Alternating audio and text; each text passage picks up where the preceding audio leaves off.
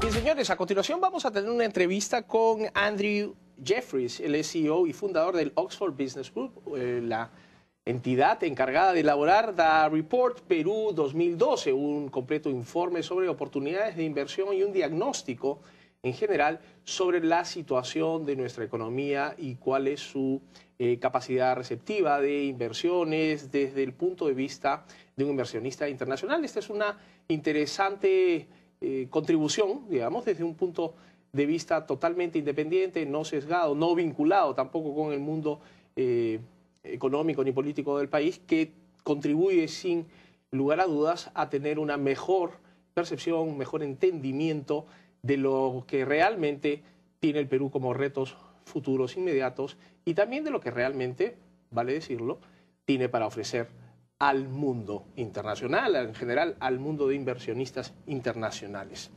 Esta entrevista es en inglés, va a estar subtitulada para beneficio de los que necesiten leerla. Andrew, how are you? Very well, thank you. Thank you for coming to our show. My pleasure.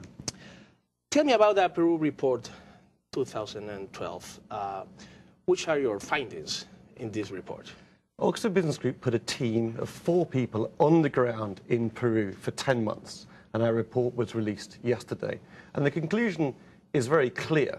There are challenges here, which I think we'll discuss later, but without question, the fundamentals of the Peruvian economy are incredibly strong. I flew here from London, England, a country with very low growth, high levels of debt. That's what we see in Europe, that's what we see in America. Now, it's understood that we're going to find growth outside the West. We're going to find growth in Asia, in Africa, in the Middle East, and in Latin America. Especially in Latin America nowadays, right? Undoubtedly, we see high growth in Southeast Asia. We see growth slowing in China. We see growth slowing in India. But what we see here is almost unique in the world. It's a country where the debt is falling. A debt-to-GDP ratio of 20% falling into 18%. We see exports. We have learned the lesson, right? We have learned the lessons because the developed world always taught us about how would be the best level of debt compared to our GDP. But now, as you have told me, there are developed countries with more than 100% in debt, right? And you have a lesson to teach them. Yeah, which is that you had prudent fiscal management. And more importantly, it's not always been a stable political environment here in Peru. But what we've seen over the last 12 to 15 years is, despite the ups and downs politically, we've had a consistent economic policy, consistent development. And that's why Peru is now investment grade, and that's why it's one of the most interesting FDI venues in the world. The investors recognize in Peru as a potential target country for investments, right? Which would you consider the best points in our economy and stability of our main metrics? Look, you have to start at mining, of course. I mean, Peru is rich in resources. You have everything. You have silver, gold, copper, zinc. The list is endless. And of course, to take advantage of the mining opportunities, you have to engage in the social inclusion projects that we're now seeing coming from this government. Because what Conga teaches us is that if you don't engage the population, you can threaten those levels of foreign investment. Now, if you look beyond mining, you see hydrocarbons. Peru is trying to triple its oil production over the next few years, so they can start exporting more. But I like to talk about Peru beyond these sectors. Let's look at fisheries, a very strong sector in Peru. Let's look at tourism. It's a beautiful country. Costa Rica gets 2 million tourists a month. You get 2.5 million a year, maybe 2.9 this year. Doesn't make sense. It makes no sense. And it's high-end tourism. It's a beautiful country. When I tell people I was coming to Lima from Europe, they were very jealous. So we need to get the message out there. The potential for tourism is endless. Have you tried our food? I was told that I shouldn't bring up food because everyone brings up food, but yes, I have. It's impossible not to do it. Indeed. But can I just add one more thing on the economic front before we go on, and that's this. The reason Peru is so attractive is the room for growth. If you look at banking penetration, it's about 30%. less than half of what you see in Colombia. Modern retail Okay. as well. And if you look at the access to lending, mortgages, there's such room for growth. So what matters is not just that Peru is a high growth, low debt economy where people can trust the government's commitment to the primacy of the private sector. It's also a country which has got a long way to go. What about the challenges? I think the good thing about Peru is the challenges are known and they're talked about and they're very open. The first and foremost we just discussed, social inclusion, bringing people in. And we've seen positive steps over the last few months. And I think on every side of the political spectrum, people have been quite impressed with what's happened over the last 12 months. You know, creation of this new Ministry of Development, engaging with the mining sector, in, you know, new windfall tax and so on. The second issue is that over 60% of Peruvians work in the informal sector. Yes. They have no state security, they have no pension guarantees. We need to bring these people in. Now, beyond that, unfortunately, the beauty that's going to help you in tourism hinders you when it comes to infrastructure. It's very difficult to make sure that we get those roads and ports and so on developed. But again, this government appears to be more committed in infrastructure than in the past, and we're expecting a lot of investment to pour into that.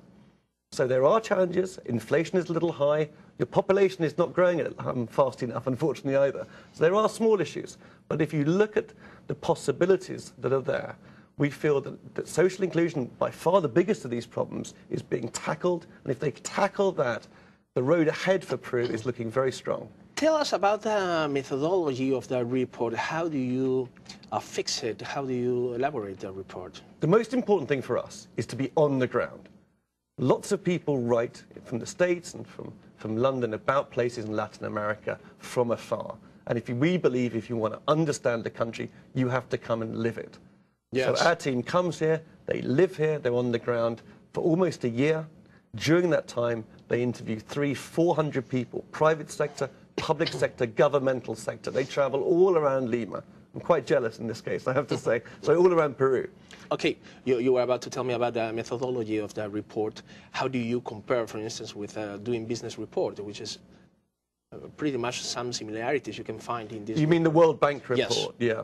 I mean, the thing about the World Bank report is it's not as sectorally based. What matters for us is that we look at the macroeconomy, then we look at each sector. So the foreign investors who are involved in the sector can take advantage. So in this case, we'll look at banking, we'll look at tourism, energy, of course, mining in this case, manufacturing, which of course is important for Peru. We've seen a lot of FTAs signed recently, not just most recently with the European Union.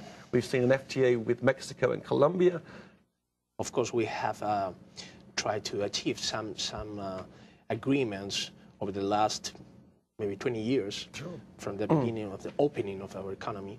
But now we are enjoying these openings in the world, and this could be maybe the rule for the next years. Hopefully, we will have the strength to respect this continuity, because clearly we have achieved some excellent results fighting against poverty.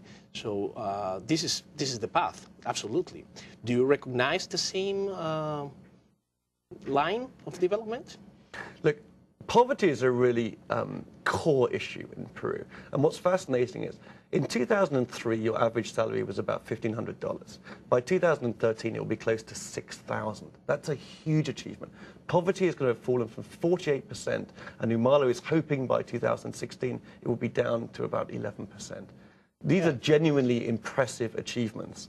And so there's no question that that path of development here, it really has been trodden well. If you had to choose one single action over the great quantity of options, what would you choose in terms of controlling, fine-tuning specifically actions in order to achieve some results? Could be from macro perspective, micro perspective, could be infrastructure, could be education. Tell me about your opinion. Look, health and education are always important, so I think that goes without saying. But what is different about Peru, that I'm in charge of 34 countries, so I talk about macroeconomies from everywhere, from Papua New Guinea through Morocco, Ghana, and so on. Now, many of those countries have many challenges. Many of them are hard to overcome. What's good about Peru is that the mining sector is so strong. that as long as it is not threatened and they continue other policies, Peru will have long-term sustainable growth. So what matters is social inclusion. If they can get on top of that, if they can engage those communities, if they can provide work and education for the people who live outside the cities, if they can overcome the problem of social inclusion, I don't see anything standing in their way. That's great. Well, social inclusion is clearly one of the most important problems to be solved in our country. Andrew, unfortunately, we have no more time in this occasion. Thank you very much for coming to our show and continue enjoying Peru. I hope you will stay here more than once, right? Very much so, and thank you very much for having me. Thank you for coming.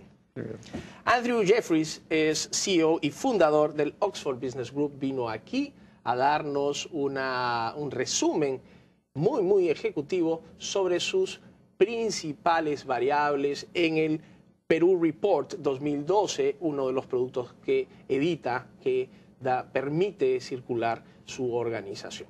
Señores, tras la pausa volvemos con más en Mundo Empresarial. No se muevan.